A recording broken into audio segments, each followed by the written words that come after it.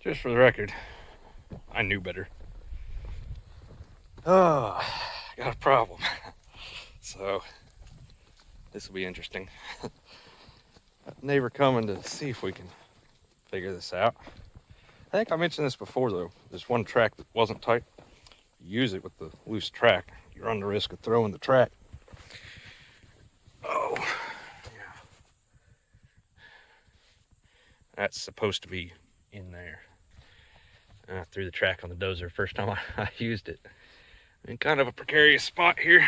So, not precarious, but it's gonna be difficult to get it out of here. I'm gonna show you. You can kind of see I was coming back down off of that hill when it popped loose, and so that's the problem, the way the machine's pushing that way, and with the loose track it bunched up a little bit and popped it right off of there. So all right, this will be fun. So we got the biggest tractor we have coming. If that doesn't work, then we'll have to start making some phone calls and find somebody with a bigger piece of equipment. That what we need to do in order to fix that is just drag it up out of this hole and get it up here by the pond on flat ground. Check it out though, it was going really good. Got a little road cleared right there. The fence is going to take off that way. I've gotten started on that. Kind of was working on cleaning up these banks, and then this is a creek crossing, so I was going to kind of try and blow that out a little bit and make it to where it's actually drivable, at least in a four-wheeler. And then eventually there's going to be a gate right here. So, all right, well, I'll get back to you here in a little bit. We'll see if we can get the dozer out of the creek. So, good thing there's no rain coming. I don't expect any high water soon.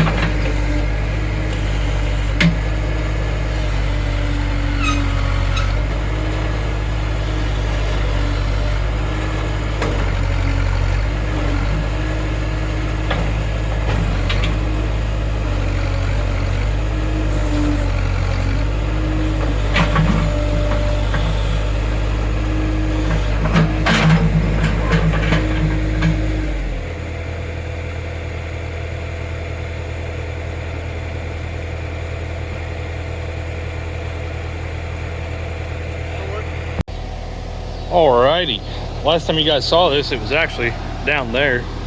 Neighbor came out, they got a bigger tractor than mine, and we were actually able to drag it this far up the hill. Check it out. Got the drive sprocket reattached. Now, while we were driving it up the hill, and the only way we were able to get the drive sprocket reattached is that the track came off the rest of the system here. So it's off the idler pulley here.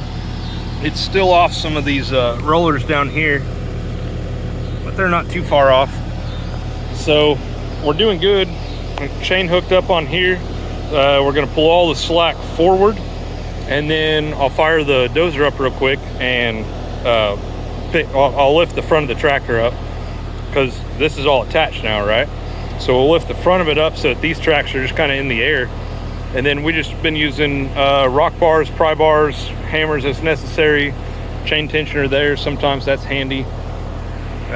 Come along, all kinds of tools. It's been quite the adventure. Sorry I haven't showed it to you more. You know, I've been busy working on it. So anyway, it's going pretty good, I think, actually. Yeah, I think from what I've been told, this is the hard part, getting back on the drive sprocket. So that's done. So hopefully we're kind of, you know, in a good spot at this point. Obviously that roller's not quite right. This lip should be on the inside of this, and this is about an inch thick. So this needs to come over an inch. So the plan right now, we use the backhoe, and that's what we've been doing, is using the backhoe and a chain to be able to grab a hold of it and pull and kind of just get ourselves some tension. The initial thought was that if we could just get that started, then I could turn it. But once the track came completely off, we were able to get the entire drive sprocket kind of situated. So we're in a pretty good spot. We've also got that jack right there. Doesn't look like much of a jack, but it's a 12-ton jack. This dozer only weighs about 12,000 pounds, so that's only 6 tons. So it's a little bitty guy. And so that was actually able to pick up the entire side of the dozer. And then you can see our blocks here, but there's more of them, but we blocked that up, and that was able to get us some just kind of airspace underneath there to help us get that situated. And then what we did is just kind of reach through there and hook the chain on that side, and I used the backhoe. It was positioned kind of right here where I'm sitting right now, where I'm standing, and pull the track over to get it back aligned where it's supposed to be. So you can see that roller right there, that is in the correct spot. And the second one up, nope. So we got one of the rollers is in the right spot. So anyway, next thing to do, we're gonna pull the track forward, pull all the slack out of it, and then I'll fire up the dozer. Actually, I probably need to do that first. I'll fire up the dozer, pick it back up with the blade as high as I can, just to get us some clearance to work underneath it there. And we need to start pulling the track this way with the backhoe, and then pull all the slack that way also with the backhoe. Do as much work with the backhoe as we can, and as little work with the rock bar as we can. So the little hole there, I had to dig that out to fit the jack under there. And it's kind of funny actually, because we picked it up by this, but you can see the tracks directly under that now. It was so far that way that it wasn't actually in our way. So I dug that hole out, we picked it up here, and we blocked it up underneath this pivot point here. So it's going good. When we started this project, we were looking at it and thinking it wasn't possible, but now we're feeling pretty good about it. Starting to lose the light, but I can come back tomorrow. So yeah, we're gonna keep working on it and see what we can get done.